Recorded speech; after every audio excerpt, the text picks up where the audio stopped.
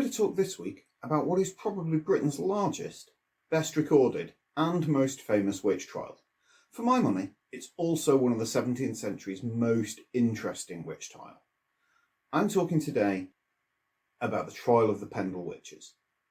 Now, the Pendle Witches were 9 women and 2 men, mostly resident in and around the village of Pendle Hill, which is in the centre of the county of Lancashire. And they were, for the most part, from 2 families that had been at war with each other for a number of years, and these were the Demdike and Chattox families. And the oldest of these, Elizabeth Southerns, or Old Demdike as she was known, had been known to be a witch for well over half a century. So how the hell was she still alive? Well, as any Yorkshireman will tell you, Lancashire just doesn't work the same way as the rest of the world. Now, county rivalry aside, it doesn't. It's always been one of those last bastions of freedom and practice. The people of Lancashire never really followed the rules. It was one of those places that sheltered a great many Catholics during the reign of Elizabeth I, practiced mass in reasonable secrecy, because really it was too remote a place to be effectively policed. A sort of natural order had settled where the residents of Pendle got on with whatever they wanted to do and didn't cause trouble about it, and what authorities there were at the time got to save themselves the effort and trouble of going and looking closely at whatever that was. There's a nice balance of society just getting on, don't you think?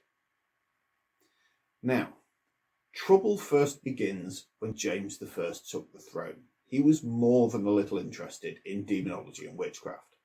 He had personally attended witch trials in North Berwick, blamed witches for causing storms that prevented his bride from sailing to Scotland, and had written a book all about the subject called Daemonology. And you know how people can bang on about something when they've a book to flog. In this book, James had called for people to denounce and prosecute supporters or practitioners of witchcraft. And then he became king. And of course then the king's words become law, don't they? Yeah. In 1612, every justice of the peace in the country received royal orders to compile a list of the people in the area who did not go to church and take communion. This had been a criminal offence since 1558. And now that the law was taking an interest in these people, the time was coming where something had to be done. And an incident that would make the law sit up and look was not far away. On her way through Trawden Forest, Alison Device, granddaughter of Old Demdike, met John Law, peddler or trader from Halifax, and she asked him for pins. Now, it's not clear from sources whether she was begging for them or wanting to buy them. Either way, Law refused to part with any, and Alison is said to have cursed him.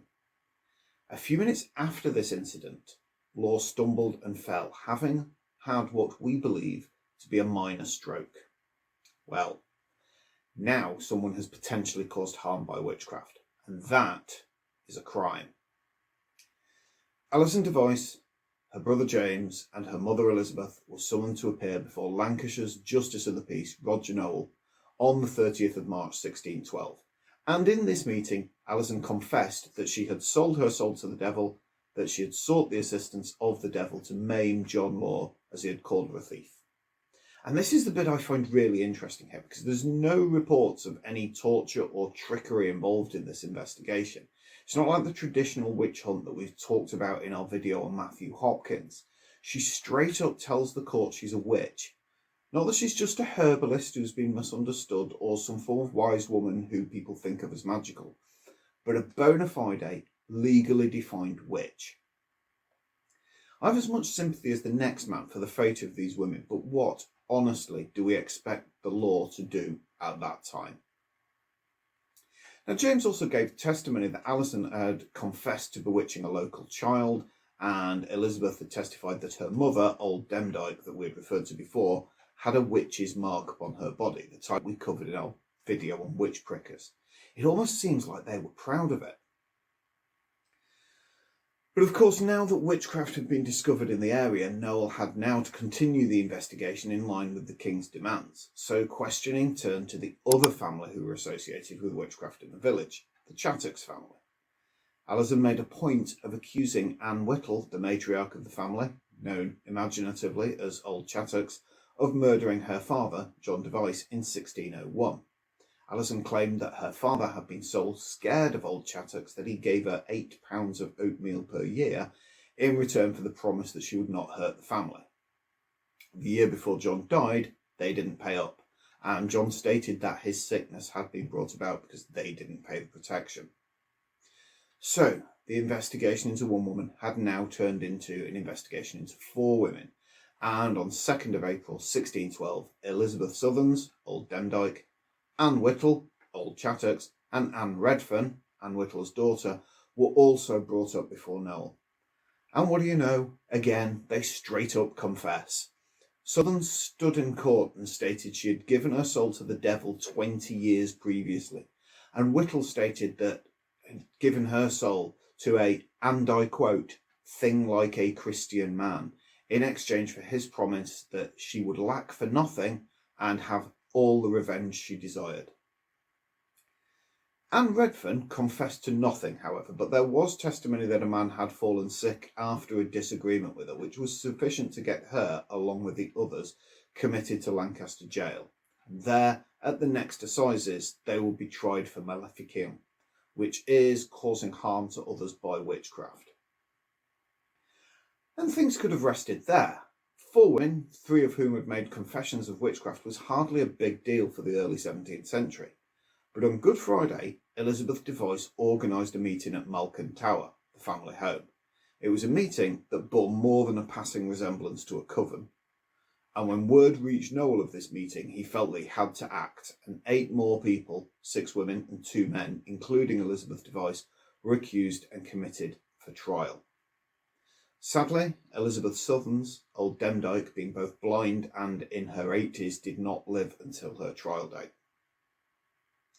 Now, the trial gets more into the realm of the witch hunts that we're used to. For a start, unlike the rest of 17th century criminal trials, in a witchcraft trial, the evidence of children can be taken. But it doesn't seem to have that hysterical air of retribution and score settling that you see in, say, Salem. Anne Whittle stood accused of murder, to which she pleaded not guilty. But her confession to Noel, along with a repeated confession in court, was sufficient evidence for her to be guilty of causing harm by witchcraft. Elizabeth Device denied involvement in a number of deaths, but the testimony of her 9-year-old daughter Janet was sufficient to convict her. Janet stated to the court that her mother had been a witch for 3 to 4 years, that she had the familiar in the shape of a brown dog, and that she had asked the dog for help in murdering someone, that she had been seen making a clay model of one of the victims. And none of this testimony seems to have been brought about by malice or fantasy. This appears to be the words of a child describing her mother as she sees her in the community that she has grown up in. Remember, the community has known the women as witches for decades. But an interesting victim of this trial is Alice Nutter. It was alleged that she assisted Old Demdike to kill off a man called Henry Mitten after he had refused Demdike when begging. However, the only evidence that could be found was that she had called in at the Malkin Tower meeting and that she knew of that murder, but she stayed silent on what she was really doing. And it is thought that she called in on her way to a secret mass and was not willing to give up her fellow Catholics. We'll never know. And Alison Device, who started this old show, remained resolute in her confessions right up to the end and genuinely believed she was both a witch and had caused John Law's stroke deliberately. In the end, 9 people were found guilty during the 2-day trial, and another who lived just across the Yorkshire county line was found guilty at the York Assizes and hanged at Knavesmire. Out of a total of 11 people indicted in Lancashire, 1 died before trial, 1 was found not guilty, and 9 were hanged. This is 2% of all the hangings we ever did for witchcraft in England in 1 trial. I'm not going to go into all the details of each and every one of the accused in this video. I would encourage you to look into these people yourself, because thanks to the Clerk of the Assizes, Thomas Potts, we actually have a detailed record of what happened at the trial. Potts published, with permission of the judge, The wonderful discovery of witches in the county of Lancaster, and this has been transcribed by the Gutenberg Project, so it can be read entirety for free online. And we're going to put a link in the description, so please go and read these events firsthand. The Pendle witch trials have left a lasting legacy, and not just in tourism and witch paraphernalia in the area. If you've read Good Omens by Terry Pratchett and Neil Gaiman, you will be aware of the character of Agnes Nutter, executed as a witch, and her descendant Anathema Device. Both are homages to the Pendle witches. A statue of Alice Nutter stands in her home village of Roughly today. When we look at the witch trials and the treatment of witches, we naturally become sympathetic to the fates of these people, but in some cases I'm not entirely sure what we could expect the law to do. I personally don't believe any of these people were witches, but in the face of actual free confessions, the likes of which were made in these trials, we can't really be surprised at the results. Interestingly, as late as 1998, a petition was presented to Home Secretary Jack Straw asking for the Pendle witches to be pardoned. This was actually considered, but he decided that their convictions should stand. And despite a further petition in 2008, those convictions still stand today. I ask you, do they know something we don't? Thanks for watching. See you next week. Bye-bye.